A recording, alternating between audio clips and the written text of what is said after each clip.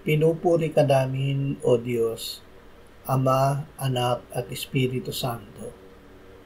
Salamat, Ama, na ibinigay mo sa amin si Jesus na iyong anak na namatay para sa aming kasalanan, iyong muling binuhay, iniakyat at iniluklok sa iyong kanan sa langit.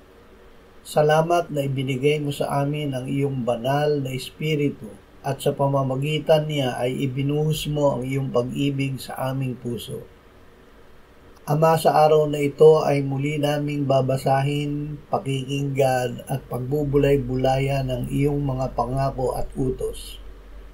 Salamat na ibinibigay mo sa amin ang kakayahan na magawa ang ipinagagawa mo dahil ang iyong salita ay makapangyarihang gumagawa sa amin na magawa ang kalooban mo. Amen.